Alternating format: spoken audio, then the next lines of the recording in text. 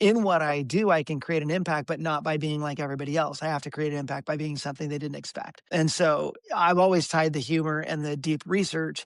Everything we do has got to be both. We run everything through that.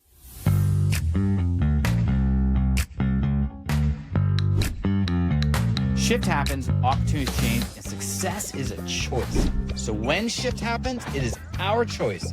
Either we let shift happen or we can make shift happen. Hey guys, welcome to the Talking Shift podcast with my good buddy, my brother from another mother. And let me just, kind of put the wristband fight club on up here that we were wearing at the recent sales mastery in Dallas. But I'm pleased to welcome Ken Perry, CEO owner of Knowledge Coop, and just all around, good dude. So thanks for joining. Dude, thank you for having me. It's now president and founder. I'm not the CEO anymore. President and founder. And I Yeah. actually knew that. I apologize deeply for that. And we should talk about that because that is a current transition that you made. And I think it's an interesting one. And I think it speaks to, your leadership really. But before we get into your leadership, I kind of want to get into a little bit of maybe your madness, that kind of the crazy, what were you thinking part of, who Ken Perry is. And let me reframe that here and kind of get into what I'm talking about. So Ken, you and I know each other from the old country. Mm-hmm. We were AEs running around Vancouver, Washington together back in '01, '02. And I remember walking into a parking lot. I was about to walk into an office and you were just walking out of the office and we were, shooting the shit like we normally would do. And I remember you said something to me like, hey, I'm going to open up my own company and start teaching CE classes and help on the compliance side. And of course, I'm sure you had a bigger vision than that as it is, shown today. And I remember thinking to myself, you idiot. Why? Why would you leave this glorious time in the mortgage business as we're AEs running around? Life is good. What could change? But I admired, and of course, it's like, really? What? And I say all this because, dude, what was going on for you to make that jump from let's just say relatively stable is not the right word, but fruitful career to now I'm going to start my own business, go out on my own and do something much different than, selling non-conforming products, let's say. But tell us a little about the early stages. Dude. Well, it's funny because first of all, I have not ever in 22 years of running this company, I've never paid myself what I made as an AE. So I didn't do it for the money. It's definitely when I started it. And actually, when I ran into you that day, there was no CE. It didn't exist. There was no licensing back then. All I wanted to do is teach people how to do loans better because I kept watching people fail. And I couldn't stand by and watch people either do it wrong or commit fraud. And I had just seen it. And there's a couple things that I can remember, core memories that led me to this decision. One is a guy called me up and said, hey, I want to do this loan. I got to go stated. And I said, I was at option one. We had stated, of course. And I said, well, why do you have to go stated? And he goes, because the guy can't afford the payment. It's about what he makes. And I said, well, then why would you do a loan for him? And he's like, what? And I said, why would you do a loan for him? If he can't make the payment, why are you doing the loan? He's like, what are you talking about? It didn't register with him that we should make ethical decisions. He just was making a paycheck. And so I'm like, I'm not doing it if you're just putting him in a bad position. He's like, screw you, I'll call Darren at Long Beach. Exactly. And I was like, whatever. So at that point, that was one of my core memories that made me go, I need to fix this. How can I teach people how to do it right? And then I also, as an AE, and you know this too, as an AE, I would walk into so many mortgage companies and these dudes are slanging loans and they're doing, 3, 4 loans a month, 5 loans a month. And I'm better than they are. And they would call me and be like, look at this 1003. What do I do? And I'm like, how do you not know how to do this job? You make a ton of money and you don't even know what you're doing. And you want me to close your loan. You want me to package your loan. You want me to, you want to call your borrower? What else do you need? I've had to do that. Yeah. But then I was like, well, how would they know? There's no training. And I had been a trainer for a mortgage company in Pleasanton, California before I moved up here. And when I moved up, my boss, when I was a loan officer, I was his highest producing loan officer in the nation. And he pulled me aside and said, how would you like to make half the money you were currently making and twice the happiness? And I'm like, I'm listening. because if no, money's never been my driving factor. Yeah. And he goes, I want you to be our trainer and teach everybody what you know because you're obviously bored of producing. And I was. I set the record and I was like, now what's next? Like I want to teach people how to do it. And so I've always wanted to teach. And finally I was just like, I'm just gonna do this. And I gave up, yes, a ton of freaking money. I made $4,000 at my job in 2003, the year I started. I had made 50 when I quit end of January, mid February when I started winding it down. And so, yeah, for me, we had put all of our money aside from the AE job, and I wanted to use that to invest in making the industry better. So that was my core, like why I did it. Well, It and wasn't for, yeah, it was just to help.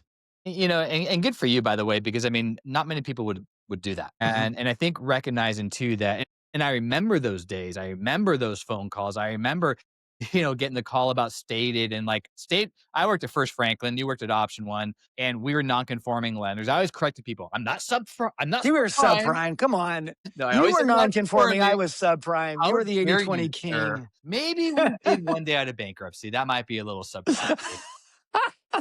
They're new. But we did not do Stated very well, and people would call me trying to Stated, then they'd get mad at me because we had really high rates on Stated because we didn't really want that product, and I'm Mhm. like, "That's not." And it was like the entitlement that you have, and then Stated became no doc, and then, of course, it Yep. went, all sorts of Yep. crazy. But so I recognize it, and my other favorite thing too, and it's like, here you are, you're training this new loan officer, and you're trying to, show them the right way and all this different stuff, right? And they're right out of the gate, and then 3 months later they show you their business card, and now they go from new loan officer to senior loan. Oh, they're a senior now. Yeah, yeah, And now exactly. the senior loan Yep. officer, now they're trying to tell me how to do this business and the way that I Mhm. got to, and I just remember being so turned off by that part of the business. And thankfully, a lot of that is, I mean, this is a long time ago, it's washed out, but you recognized we have a serious gap. We have a serious Mhm. problem. We have a serious gap and pulling into your belief system and really, I would say, into your genius zone about teaching, Mhm. training, and just going out on the limb. And then so Knowledge Coop originally was not about CE. It was about Right. teaching and training. Yeah, it was how do you read a credit report? How do you read an appraisal? My thing about being a loan officer is when I was in LO, I was had to know more than my underwriters. Otherwise, I have no business doing this job. And so that's how I became a great loan officer is I just read guidelines constantly. And so everybody I met could be a potential loan because I knew what I was doing. And then I knew it would fund because I knew the guidelines and I knew how to talk to underwriters about that. So when I started the company, it was like, guys, here's how you read a credit report. Don't send in garbage. Like get a good reputation with your company because you sent in stuff that you knew would fund because you knew better. And so here's conforming, here's subprime back then, alt A, and then here's how you read an appraisal report because appraisals kill deals. So why would you make your borrower wait when you could have figured out that deal was going to die if you would have just read the appraisal to see that it was not in good condition or to see that, it's a geodesic freaking dome. Why would you not look at that? And so I just taught them how to do good loans. But the funniest part about it is my job thought, and I had a business partner at the time I gave him 10% of the company in exchange for advice and a loan to start up. And so he's like, what do you think this is going to go to? And I'm like, it's going to be I'm going to train 10 new loan officers a month. And then we're going to do a whole week training. And then, that's what I'm going to do. And he's like, okay, I think it's going to be bigger than that. I'm like, well, that would be awesome. And then, but I never meant to be on stages speaking. I never meant to be building a technology. I never meant for any of that to happen. It's just when needs arise, you figure out how to solve them.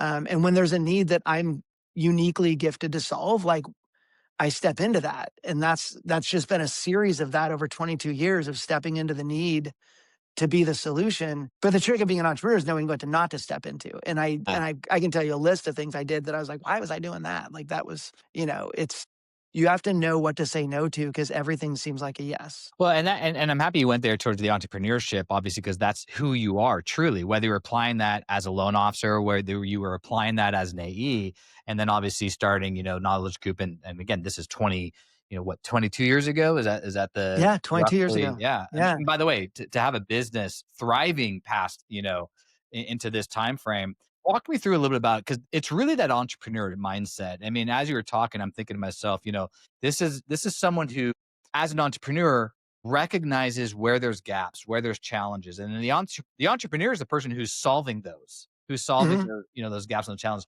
not just living by them or trying to figure it out, but you actually putting yourself forward to solve. So give me a little bit of a macro picture at the last 22 years and sort of the Mhm. evolution of Knowledge Coop and from where you started into, where you guys are today. Cause it does look differently today than maybe where it did, Oh my gosh. 5 years Yeah. ago, 10 years ago, and so on. Yeah, I'll give you the macro, but the theme that will weave through all of it is ADHD has my ADHD has made me the success that I am right now. And one of my goals in life is to go back and speak to kids who have ADHD, who are those that are told you're too loud, you're too much, you're sit back down in your chairs. I want to go talk to those kids and be like, it's going to be okay. The things that they tell you are the problem are actually going to be the things that make you successful. And it's a And so superpower. oh my gosh. And so when I started, I was teaching LOs, and then I had a lunch with somebody who said, "Would you speak at this conference?" And I was like, "Sure. When is it?" And it was like 6 months from now. I'm like, "Yeah, totally." And she's like, "What do you want to speak on?" I'm like, "What do you need?" And she's like, "Something compliance related." And I knew nothing about compliance. I was a subprime rep, dude. I didn't know compliance. Right. Right. That wasn't in our meetings, No, right? not so much. And so I was like, I just seen in the news that the do not call laws had passed. And I'm like, well, telemarketing, that's going to affect the mortgage industry. Why don't I do it on that? And so she's like, perfect. And I said, what's it to pay? And she go, or no, she said, what do you charge? And I go, what are people paying? And she's like, well, our other speakers are getting $250. I'm like, that's what I get. So I got $250 to do a gig, and I didn't know you can get paid. So I was just thrilled I was getting paid. And they covered my travel. And I'm like, what? And so that was the National Association of Professional Mortgage Women. And I went to that gig. I researched for 5 months. I researched the do not call laws. And I gave, still to this day, one of the most fun seminars I've ever given. And I crushed it. And they were laughing. And I was making, naturally, I'm just funny. Like I grew up funny. And so I just know how to make people laugh. Well, I also know how to do deep research. And so at that moment, I'm like, wait a second, there's something here. If I could research things nobody wants to hear about or learn, and I could teach them in a way that they could learn it, then this could really work out. And so that speech led to, I got 3 more $250 speeches. And then I did the math. I'm like, yeah, that's not going to work. Yeah, right. So then I got paid to fly all over the country and gradually made more money. But the beauty of like finding something nobody knows anything about and being able to be the guy that helped them understand it was like, that was like a gift. Like I was a gift for me to be able to do this. And so I just started reading every law that exists to find out what it says, going to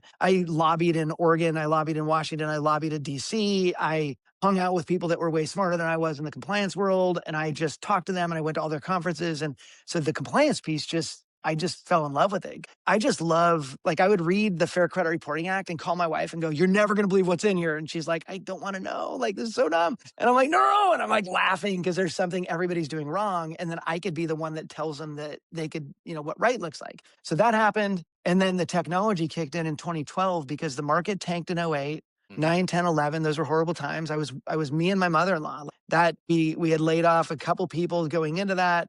We only had, 3 people as employees at the time. And one was my mother-in-law. So I was in my living room or my downstairs bedroom.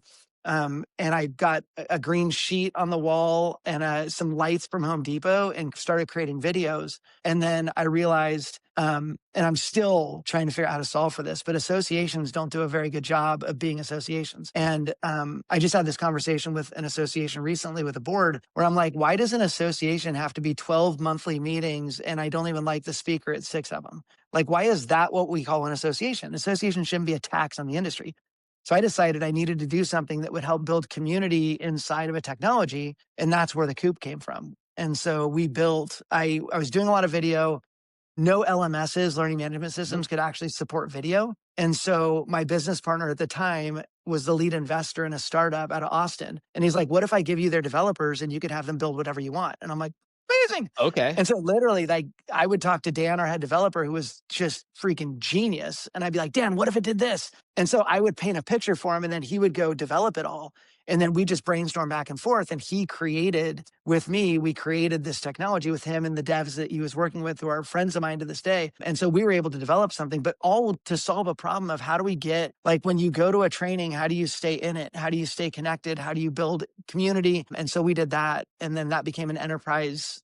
I didn't mean for it to be the intranet of a lot of mortgage companies. I was just building a training platform because I couldn't find a way to do video outside of that. And then all of a sudden, people started using it as their intranet. They started uploading videos into it. They started using it for increasing their sales and retention and all that stuff. And so sometimes you create a solution for something, but you didn't actually realize what you just created until you see how it's used. But again, look at the entrepreneurship mindset, right? And I think what's so important about that is, again, I'm gonna go back to, I don't care if we're originating, if we're branch managers, if we're executives, that entrepreneur mindset, the entrepreneur mindset is such that I've identified a challenge, and I'm gonna quarterback the solution. Now, where's that solution gonna take me?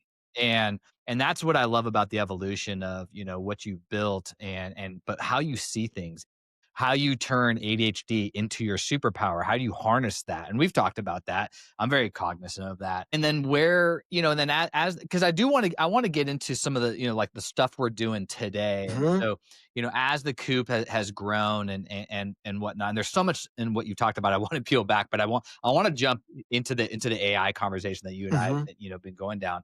But quickly, so you've stepped now away from the CEO role. So you've built this wonderful company, you're impacting lives, you're speaking, and I just have to make this note. Going back to the compliance side, what I'm hearing too is it's not so much, and check me if I'm wrong here, it's not so much that I love compliance, but I think your genius zone is I love helping translate what compliance is into a fun, humorous, teachable training side, because it's so important, because that gap is so critical to solve for, that your genius zone is solving that gap for the originators. And then that gives you that value, that gives you that energy, and it just happened to apply it from point C compliance to, point, O originator, C to O. But that's what I recognize as, truly is your genius zone, and that gift is, solving that, and you do it in a fun way.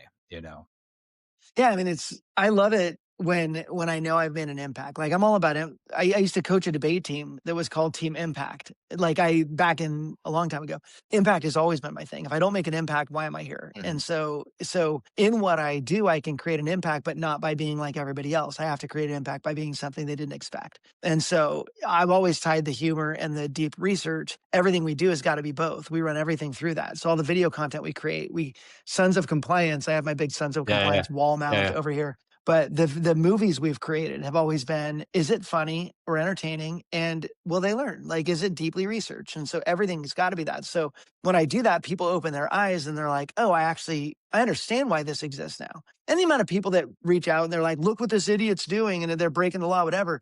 I used to hate that as a loan officer, losing to a bad guy. I don't want to lose to a bad guy. Play by the rules, and I will play by the rules, and then I'll beat you. Yeah, But if you cheat, I can't beat you. yeah. If you lie to the consumer, I can't beat you because they believe you if you're really good at it. And so my goal is to make the good guys win, and I've always strived to do that. That's driving impact. I mean, Yeah, that is impact, especially, in our business. yeah. Okay, so take me forward a little bit, so, as you're building the company here, and then you've stepped away from the CEO role, and you're taking on a different sort Mhm. of role now within your company.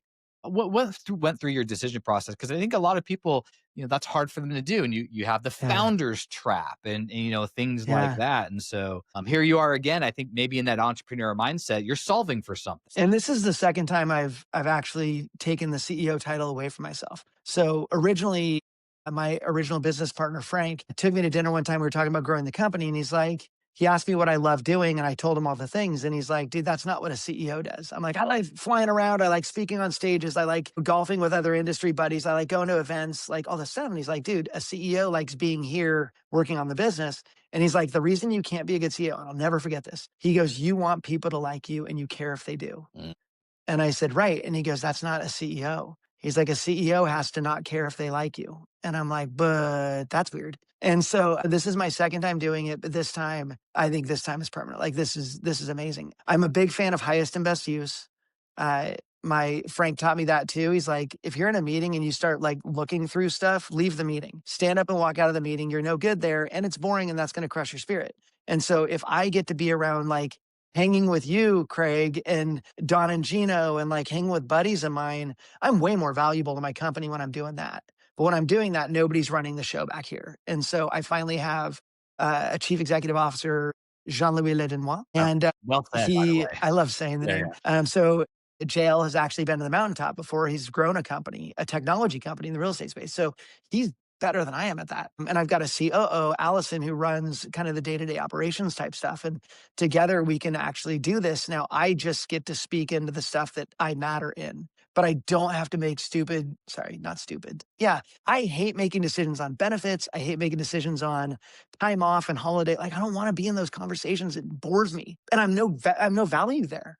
And so I've always just thought if we, and this is how we run the company, by the way, if everybody can work in their gifting, like what were they uniquely gifted to do? If we can get them in there, I don't care why you got hired. I care where you are now and are you highest and best use. In fact, we were in a meeting a few weeks ago, a company meeting, and I looked around the room and I said, raise your hand if you do for a living right now what you were hired to do. And like 3 people raised their hands. Like, exactly. Like people come into the company and then we're like, awesome. But like, what do you love? Like and there's people that, we have 4 people that started on the phones that are doing like magical, amazing things for us now in technology and marketing, like because you should be doing what you're best at. And so I wasn't doing what I was best at when I was running the company. And now So, I am. okay, so I'm gonna I want to apply. So the keynote I'm working on right now for 2026, because you're talking to it right now, is locking in your genius zone. Because Mm-hmm. I really do feel like we're coming out of this 3-year winter. Things have been hard. I think to unlock the year ahead, we have to lock in, right? But we have to really get close to our genius zone. Everything you're talking about, you can clearly see you are making conscious decisions to be in your genius zone. When you have gotten maybe drifted away from that or whatever has pulled you away from that, you have found your way back into that. And I think through that entrepreneurship lens. Now, the way I describe your genius zone or how to find your genius zone is the intersection of 3 things. Number one, who are you? What is your identity? You are Mm-hmm. someone who wants to drive impact. You are an entrepreneur. You're solving solutions. You are, and it's not by title, but who are you? So number one is really being clear in your identity. Number two, what gives you energy? What is it that is like being plugged into the wall that gives you abundance of energy versus plugged into a battery, which is going to have scarcity energy? What is it that you do that you love?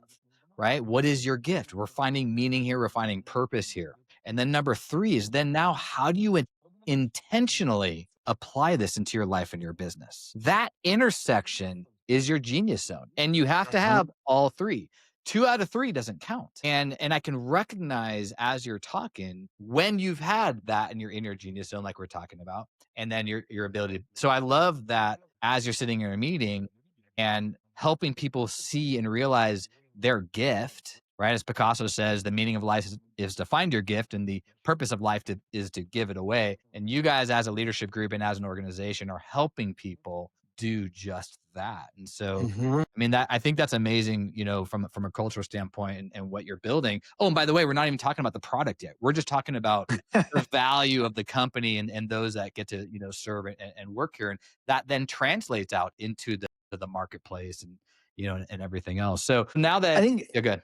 if I could just add to that, Yeah, like, please. I love that. I love that genius zone. And I would We just like where add this once that's going, you, by the way. You like where I'm going yeah, with oh this? my gosh, I love it. Once you get there, it's celebrate your genius zone. Like, I get really annoyed that it feels like in the United States specifically, if I was to go out there and talk about what I'm bad at on Facebook, let's say tomorrow I'm like, I'm just so bad at this, the entire world is going to be like, oh my gosh, Ken, no, you're okay.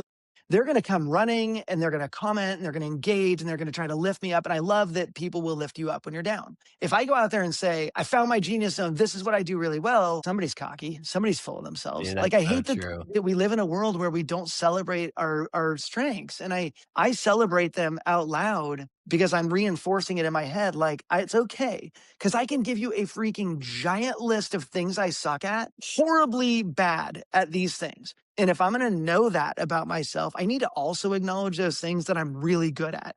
Like even earlier when I said I'm funny, like even saying that, I'm like, I hope people don't think that I'm full of myself. No, I freaking know I'm funny. Like I know that about myself. And I could give you a list of the things that I know I rock at, just like the list of things I know I'm bad at. The Yeah. trick is once you know them and celebrate these, acknowledge these, then you figure out how do we spend more time, like you're saying, in that genius zone. I'm no use to you in this office. Like unless I'm on video, like right now, I don't add a ton of value. I have a lot of vision, but I'm not going to do the day to day. If you're Well, mad at me for not following up, guess what? I don't.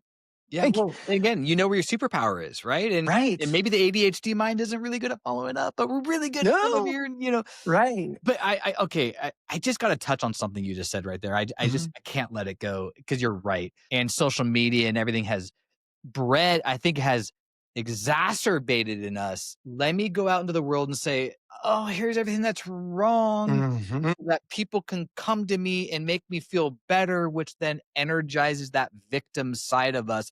I want to seek that out so you can make me feel better. And that's a really Mhm. bad cycle to get into. And it is a total antithesis to what you were just saying, which is no, here's what I'm really good at. And I want to be confident and I want to share that with the world because people connect with people and people care about what you care about. But yet that can come across, like you said, am I full of myself or whatnot? And the reality is that's exactly what we should be doing because I value that you're funny. I value that we have awesome Mhm. conversations. And I look forward to, like, if I'm going to a conference, Ken, are you going to be there, dude? Like, are we going to hang out? Huh? And I feel that way about you. Like, that's the cool thing. I was just before we got on this, I Yeah. was looking through pictures that they sent me from speaking at Sales Mastery. Yeah. And while I was doing that, I saw a picture in my phone of you and me talking. And I'm like, dude, that's like, that feels so good to me because that's what you bring to the table. When I see you, it's like, oh my gosh. And that should be celebrated. That Like, should I be. celebrate you. Why can't you also be excited about you? That's right. And so that's where I think as a society, and now we're going down a different rabbit hole, but like, I mean, but this is important because we've got to get out of this sort of victim cycle. I think people are getting caught up, especially with the younger generation coming up, being brought up on social media. So, and if Oh yeah. this is a whole rabbit hole that I'm sure you've read Anxious Generation, but I'm in the middle of it. And I haven't dude, read it it's yet. insane. It's No, insane. and Like I it's the probably need to. data behind all the things you're saying. Like it's the data behind social media, Mhm. comparing our outsides to somebody else's, our insides to somebody else's outsides.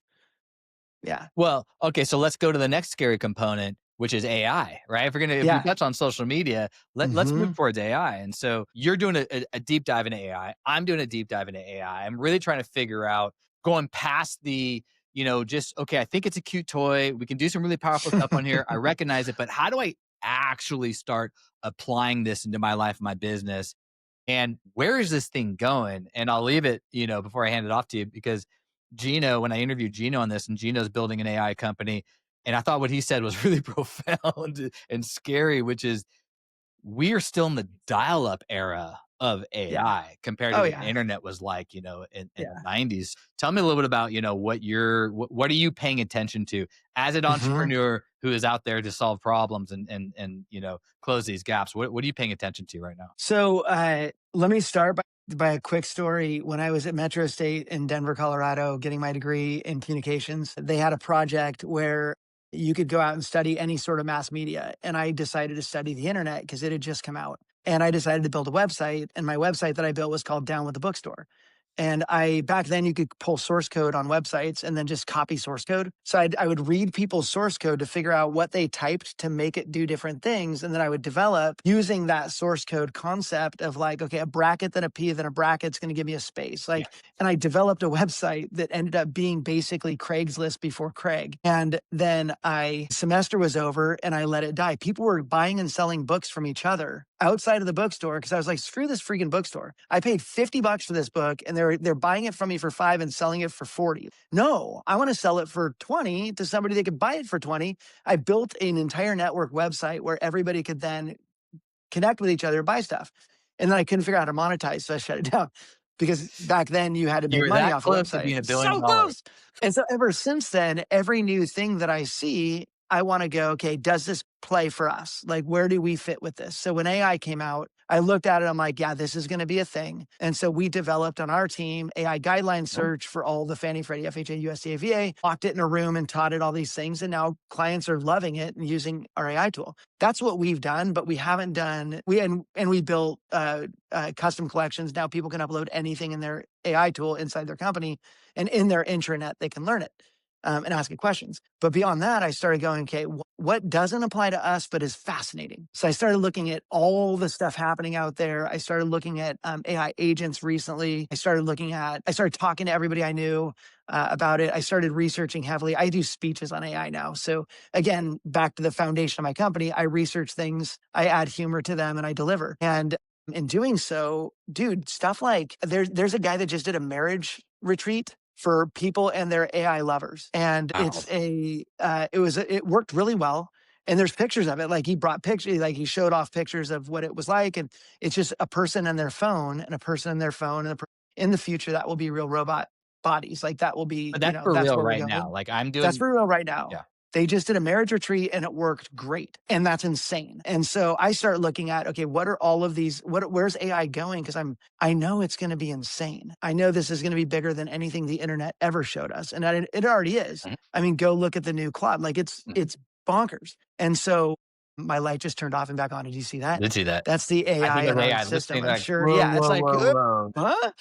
Um, but it will take over the world. Like there's for sure. And so I'm looking at, okay, what are the things that are most outlandish things where we might go? So you have the imagination side of your brain that tries to figure out what the future is going to feel like and look like, right? I don't think we can even conceptualize it unless we watch Terminator. They already did it. But where's it going? And then what's it doing right now? And I think with AI, my biggest contention with AI in the mortgage industry specifically is nothing's freaking vetted. Going back to my compliance brain, this stuff's just not safe. A lot of it's not safe. Some companies are doing it in a safe way, but that's fewer than the companies that are just rolling something out without thinking of all of the implications. And then people are going on and signing up for these accounts and uploading their entire database into a system that's untested and that may or may not be releasing your data. It's happening again. Again, I thought it was a it's motion giving you detector, but little it's warning just, signs right yeah, now. there it is. Be nice to the robot. Um, Dude, Otter AI, the note taking tool, they're in a lawsuit right now over not locking down their systems. So Okay, if you good were thing I using use Fathom. Otter and you had well, Fathom, who knows if they're next, but Otter was like the allegations are that you would have a board meeting with your board of directors and you're sharing secrets and Otter isn't locking that information down. So it actually can be gotten into. And that's the allegation. That Who makes knows if sense. it's true? But these are the things we have to think about. And that's my big concern is, so number one, where can we go? And then number two, how do we do it right without screwing up? Because screwing up is like incredibly dangerous. Well, incredibly dangerous. Screwing up is incredibly dangerous with AI because it's a plant. As it infiltrates, it grows, and you can't Yep. get that out. You can't find the weed to get that out. There's no root. Yeah. Yeah, The root is too deep. the root is too deep, and then AI Hmm. is regenerative. It's learning and basing off of that, and that Yeah. that creates obviously significant risk, hallucinations, drift. I Mhm. mean, other things, and I mean that's a whole. On its own creations. I mean, it can create now. And that's our biggest, Mhm. that. That's the beginning, and we are at the beginning. So, okay, so, I mean, there's a lot of different and what I found as I'm digging at AI too, like, it actually hurts my brain right now because It should. it's infinite. So, Yeah. as I start going down now, and I have to step back and say, "Okay, I'm trying to really figure out how to use this intelligently in my business, and I have to make this linear, not abstract." Hmm. Because everything you do, it asks you 5 different questions, and you can start going down all these different, rabbit holes, and again, then I walk away, and my brain literally feels like a muscle overworked at the gym, and I'm like, Hmm. Yeah. and, the things I'm thinking about right now is, I'm really trying to dig in. Although now that Gemini 3 just rolled out and I'm hearing about that, I'm like, maybe I need to start going towards that. Chat I'm doing the same. like I'm a ChatGPT freak, but like I'm trying to Gemini build just my got hub. so good. I think I'm gonna in one thing, and let me break down some ChatGPT stuff real quick too, right? For everybody listening. I mean, because I'm starting to coach on this as well. I mean, you have 3 functions: the chat, Mhm. a project, and a custom GPT. And I'm gonna just give context here and why I'm thinking about going to Gemini. Well, a chat, quick punches, you can build your chat chains and that sort of thing. A project has memory. So there's your container, there's a folder, AI can respond to that, and a custom GPT acts like your assistant, but it doesn't have memory. It just acts, in response to what you're asking as a very specific persona. Based on what it knows. Right. Yeah. And as you train it. And that's what I'm building right now. I'm calling it my AI team because the A team is cool. But Oh what yeah. I like about Gemini, because as I was doing some research last night, it sounds like Gems, which is their version of GPTs, has memory to it. So you may not have to do a project and a GPT, for example. You can just do these gems. Now, Mhm. that might sound remedial, but it's in my immediate feeble brain. I say, well, now that just eliminated 2 things I'd have to do in ChatGPT or multiple things into one thing that now interacts. That's a big gap that just got solved.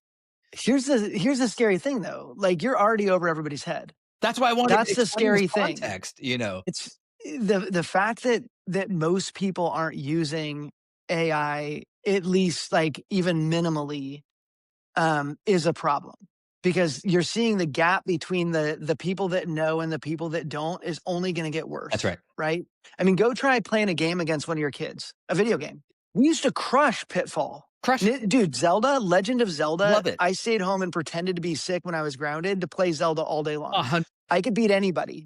WWF, dude, WWF wrestling on Nintendo, I could crush anybody. If I pick up I can't even beat my son at Super Mario or Smash Brothers on Super Mario, whatever, because they're just way better than I am. And I think And that's those where we're games are going. so technologically more advanced than the games we're. Yes. And that's the problem is anybody not moving fast right now is going to be screwed.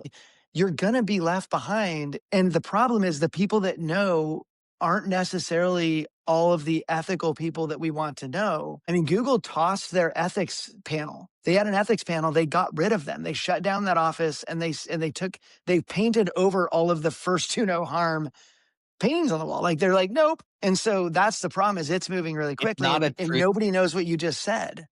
Like I've been keeping it super like any non-users. My number one tip is if you have an iPhone, that Yep. action button can be programmed to be your audio action button. And when I talk to ChatGPT, I just press the button and I start chatting with the person. Can I tell a quick story? This is amazing. Please. Okay, so I am so pissed at AT&T. I actually wrote a post about them and deleted it after like 2 minutes because I'm like, I don't want to be that guy that just rips into a company. But here's goes. I've been on the phone for 8.5 hours with AT&T. Oh, 8.5 hours of my time. And that's separate 30-minute to 1 hour conversations. I've timed them all, right? I can't get a solution. I just wanted my phone unlocked and I can't get a solution. And they're a nightmare to deal with. And I'm talking to people that aren't in the United States. I'm struggling to understand what they're saying. It's really hard. And I was so frustrated one day and I don't want to be frustrated. And so I went on ChatGPT. I was just driving to work and I'm like, hey, quick question. She's like, what's up?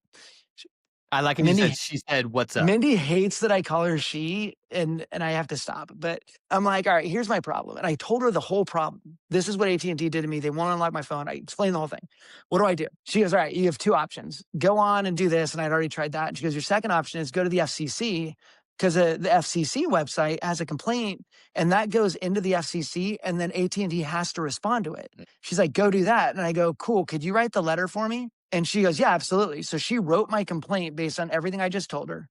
I then, when I got to the office, opened it up because it's all in writing, copied it, pasted it onto the FCC's website. Today, I got a call from the president's office of AT&T asking how they can solve my problem. So I mean, the creative thinking involved is amazing. Like the creative thinking that AI will do for you and the work it will do for you, start there. Just talk to it. Don't get involved in, don't go over to Gemini yet. Like, don't go, just start at ChatGPT Yeah. and then let us go figure out Gemini. And you and I will brainstorm this. Like, is Gemini 3 like really as good as they say it is? You can create a video game in like 20 words and it's a working video game on Gemini. So yeah, I'm going to go check it out for sure. But basic users need to be basic users as fast as possible. Non-users need to go to basic and go to intermediate. But if you don't do something, you're gone. Well, it's funny you say it like that too, because it's like when I think I'm an intermediate user and I start digging in further, I get knocked right back down to being a beginner.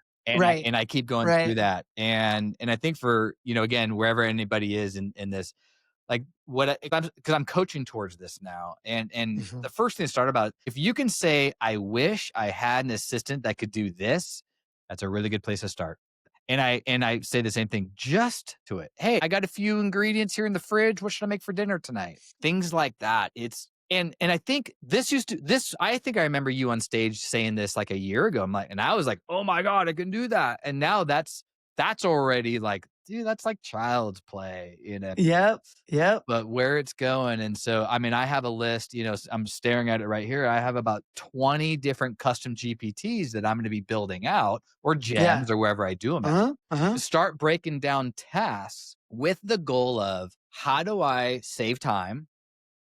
How do I create some leverage in my business? I'm a solopreneur. I don't have resources. By definition, I have no resources. It all falls on me. So Mhm. I'm trying to turn this into a superpower that now I have infinite resources. And now how do I put them to work? And Yep. so and I think the obvious comes into help me write something. And I still struggle with that.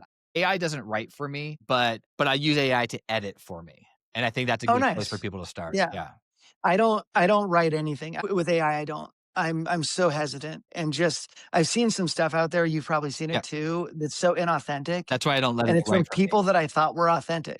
And so I'm not using it for social posts at all. Yep. I'm not using because I can see it. Our company will use it for some stuff if they're trying to post something that, an analysis of something where it actually is the right analysis. But as far as me, it has to be me. Me too. And dude, there's a book I'm just reading. Buddy Justin Tucker just recommended it for me. It's called The Feeling Economy. It's super good. And it's the AI versus HI, human intelligence versus artificial intelligence. And what's the value of human intelligence? Justin, who I had lunch with yesterday, he was talking about the Mona Lisa. And he's like, how many prints of the Mona Lisa are there? A billion, right? And yet people will go to the museum to see this little tiny, I didn't know it was small, but apparently it's really small. And they'll go there just because that's the one Yeah. that was paid. Like, that's how much they want to see. This is my favorite painting back here. We saw it in the Uffizi in Italy, and it's the story of ADHD. Because when he painted it, he knew he wasn't coming back to the painting, and so he painted himself right here, pointing at his unfinished work, knowing he had ADHD. And so, but like That's I bought self-awareness it. right there, by the way. Yeah, totally. But I bought it because it's a reminder of what was real. And so what is real will be valued more than it is valued today. Because right now everything's real. Well, I think When there's gonna things be a become cycle less for that. real, what's real is the big thing. Well, and I think there's Yeah. gonna be a cycle for that because I think right now it's not. I think right now what's Right. not real is being valued. I can have an AI Yeah. assistant make the phone calls for me. AI can create music. AI can create video. AI can have Mm-hmm. AI avatars of ourselves. Like all Mm-hmm. that stuff is, and I've tried doing like, hey, I'm gonna do some AI glamour shots because I need more pictures of myself. And Yeah. I do it, and of course I get like hair sprouting out in different parts of my head, and like it looks super weird. But a couple of them, Yeah. like there's a handful of like, okay, that's a legitimately good picture, except that Right. it's one notch off. Right. It's just not me. One more finger than you really have. Yeah. Well, I mean, not even that obvious. It's just like my teeth aren't that straight, or like, like it's Uh-huh. just not me. And that's now, look, AI is gonna solve that problem. It's gonna Sure. solve these things. Absolutely. We're It'll be as again, good. but I do, Yeah. and going back to the writing, AI does not write for me. Right. Everything you see from me, I wrote, but I will use AI to help edit it.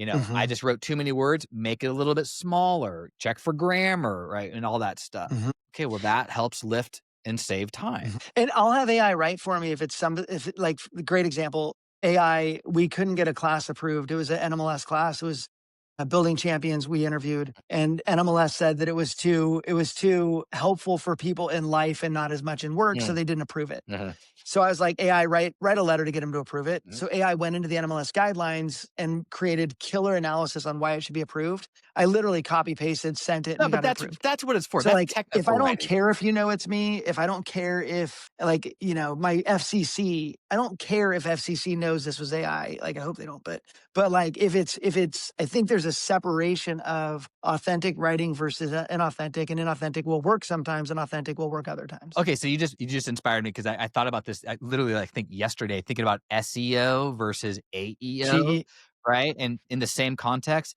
I think what's happening now is it's authentic versus authority. yeah. And, SEO for everybody, right? Search engine optimization. And now SEO is dead. And that's the old keywords. And that's how Google would pick up on it. But now nobody's searching anymore. Now it's Yeah. AEO, which is really important for everybody who's in sales and marketing and branding and all this other stuff. Now it's AEO, which is Ask Engine Optimization.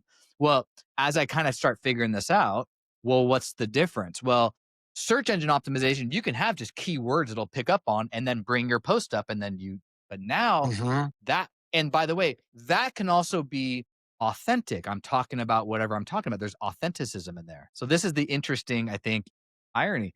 But AEO, Ask Engine Optimization, is now built on authority. It's not built on authenticism. It's built on authority. And the optimization of that is what question are you answering and solving for? Because the AI is now using logic. So it has to logically see what you're saying and it's putting all that together. So I know exactly what Ken is solving. not just Ken threw in a bunch of keywords I'm picking up on. I know exactly what. So AI responds to authority, not authenticism, right? But authority isn't real authority though. Like No, I can literally have AI create that's right. me as a fake person. I had a friend who actually Frank, the same guy I started the company with. He owned a record company and they made a fake band. It was called the Shekinah Tones. And On AI, you the mean? way no, this is in Oh, 1997. okay. And so they wanted to see if because blogs were coming out. Okay. And so they're like, could we create a band that doesn't exist? And so they started rumors on different blogs about this band called the Shekinah Tones. And everybody they wanted to be cool. So they're like, yeah, I saw him last week play with somebody else. The band never existed, and yet it existed. No People, way. because of rumor and people wanting to be liked, they started sharing that they had seen it too. Well, eventually they're like, we need to create a fake band now. And so they created a band that was a total hair band. It was so funny to make everybody that said they liked them have to back it up when they heard the band. That's so So good. it was awesome.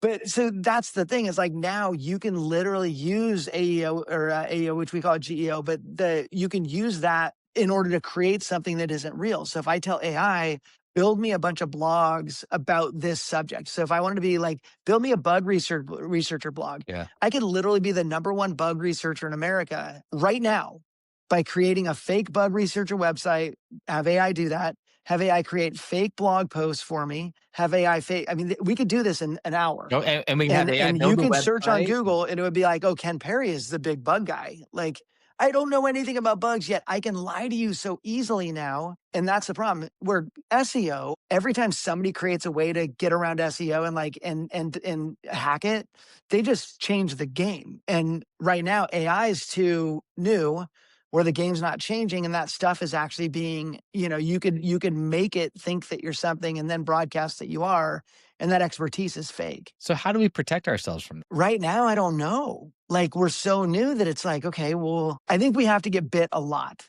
I think the scorpion has to stab a lot. My dad keeps sending me bands and we love music. And my dad will send me like, I love this new band. And he just sent me two bands back to back that were fake bands. And it was AI produced music. And I listened to it. He's like, it sounds like Jelly Roll meets Teddy Swims. And I'm like, that's because whoever created it said, make it like Jelly Roll meets Teddy Swims. And the picture of the guy was like face tattoos and stuff like that. I'm like, Dad, that's not real. But I think enough of that has to happen for us to go, okay, well, how do I? We need new detectors on real. Just this morning, I had to Capital One, we have a bank account with Capital One. And so a company one.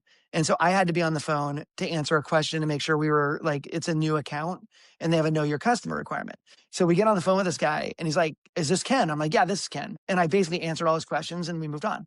And I thought, dude, AI Ken could answer all those questions. I'm not there. Any bad guy can create AI Ken. So that system of verification is dead. And the longer we depend on something that can be hacked that easily, the longer we're going to be in trouble.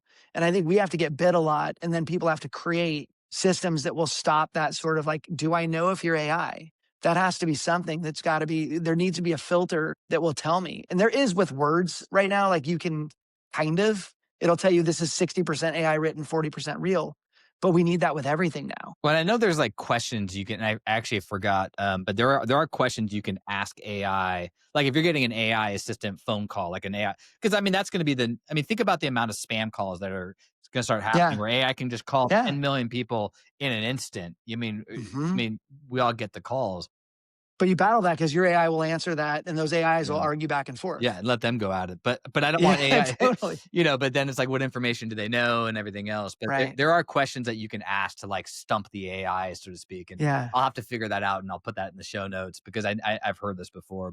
And I agree with you because I think we're gonna get kind of down this line almost like too far. And that's where I think that full cycle will come back to the human intelligence, the human authenticism. Like we're going towards Hmm. authority, and then it'll come back to authenticism. Yeah. And so And by the way, the younger generation already hates AI. yeah, Like there's a big push. My daughter keeps me informed. And there's a big push from that generation to fight anything that says they're using AI. mm, So there's interesting. a string of justice in that in the Gen Zers and especially in the alphas where they know what to use it for, but they also won't use it if it's replacing humans. And so there's a big battle. They're not going to win it because it will replace humans in so many ways. I love when people are like, "You're not going to lose your job for AI." Yeah, you will. Like a bunch of people will. Doesn't mean everybody, but it means we don't need that many people anymore. And we'll have to figure that out, because if it creates the efficiencies it's supposed to be creating, which it already is in a lot of areas, you can't compete anymore. There's AI companies that don't have any human Mhm. employees. That already exists. Mhm. So are you going to fight them? Are you going to create something better than them? Everything's up for grabs. We don't know. Yeah, we don't know. Have you I recommend Elon Musk has been on, Rogan's podcast. He just was on, Rogan, like, 2 weeks ago. It's a pretty good one to Oh, was he listen to. really? Yeah. Oh, He's dude. been on a couple times, right? So but Yeah. the one 2 weeks ago-ish, and 2 weeks ago referencing, mid-November. It's a pretty good one. And, talking Really? about what he sees in the future, with AI. For example, he's like, "This phone in your hand right now, this will just be a screen. You won't Yeah. have any apps, you won't have an operating system, you won't have any of that. It'll just be AI analyzing and predicting what you want, put an app together. Okay, here you go. And it'll just be, we'll just be living on an AI world. Everything will be, Hmm. will function through that. And I think that's sort of like, okay, that sort of makes sense. That's not, totally out of the box. But then he starts going into like where this is going to have societal influence at a generational level, Hmm. and some things there. Influence is that's the biggest risk in Mhm, AI, in my opinion. mhm, It's influence. mhm, We believe stuff we see. And right now, people are manipulating AI to get us to believe things. mhm, In the future, AI will create stuff in AI to get us to believe things. Like, it will decide what it wants America to believe. And that is going to be a huge problem, because its influence over us is going to be significant. So yeah. The other thing I'd recommend is go watch Tucker Carlson's interview of Sam Altman. okay. He had him on his podcast, and it's not a political thing at Yeah. all. But his name's kind of synonymous with politics. But no, it's insane, because Tucker says, "Sam, who decides what's ethical in your platform?" And he said, "Well, we've got a committee, like all this stuff." And he goes, "Cool. Do you believe in God?" And Sam's like, "What?" He's like, "Do you believe in God?" And they go down this conversation, and it does apply, because if he's like, if you don't believe in God and that there is a truth and that truth is defined, then where does your morality begin, if you can't base it off a deity? And so then they just get into this whole conversation about, well, morality is what we decide morality is. Mm, And so now you're thinking, what AI tool am I using? And what is the morality decided within that tool? Because that tool has decisions to make. In Portland, next time you're up, dude, I really want to go to this thing. It's the Jury. Have you heard about it? huh, It's the Jury or the Juror. It's a show, but the audience is in the show. So it's like a play, it's a performance. got it. But the audience is polled in the beginning and then polled in the end. You're the jury. Oh, okay. And the case that you're seeing is a person being sued, the developer of an AI car being sued because somebody was killed because the car decided to swerve and kill somebody. And so you're deciding the guilt or innocence of the developer of that car, right? Of that AI tool within the car. And I guess in the beginning, this show our friend went to, everybody was like, you can't hold them liable for that.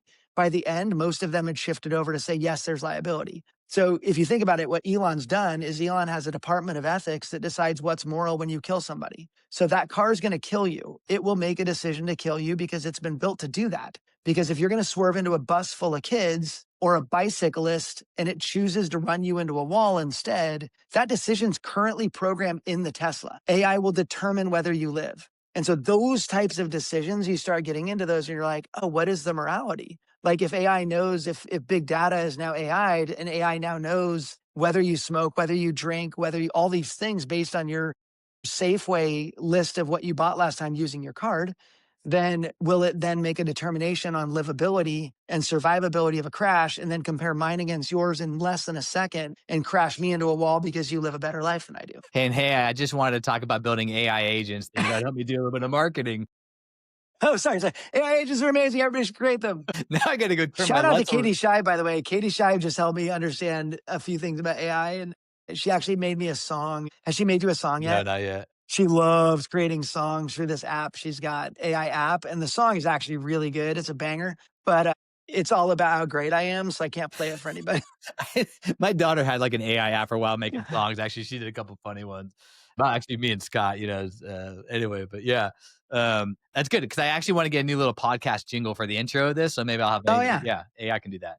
Yeah, yeah, yeah, yeah. yep, 100%. Well, dude, so many rabbit holes to go down with this. I think we need to be continuing this conversation, and I do. Hmm. And we're talking about as we start doing, AI Fight Club or whatever we call it. I think that's going to Yep. be a really powerful thing. So let's all get on a call together, 5, 6, 7 of us, 6, 7, and then let's just you like that little just kind of, throw that in there.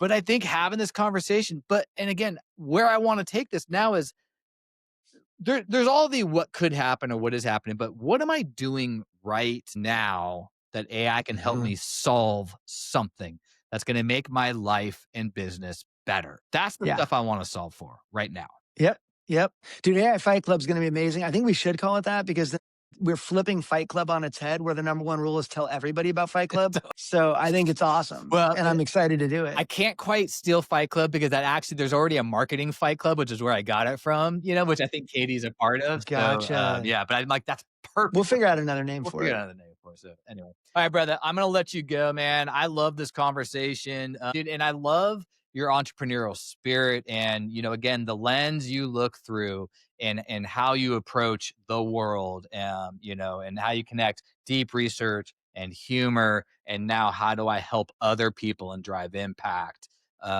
So one final question. You're in the audience, you're listening.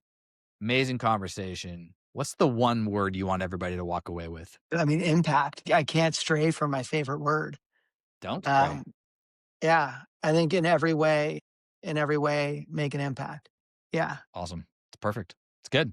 All right, brother. Well, go out there, make an impact. This conversation has definitely impacted me. And dude, till I'll be up there during the holidays. Actually, I'll be rolling through Dude. Vancouver. We'll talk about this. Okay. Probably. Yeah, Yeah, definitely. yeah, yeah. Good. We should cheers with our new bottles. What does yours say? Did you get a little inscription on KP. there?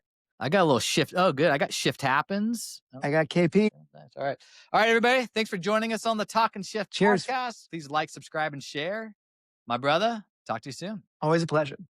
Hey, thanks for joining me today on Talking Shift. I hope you enjoyed it, and I'm looking forward to seeing you on our next episode.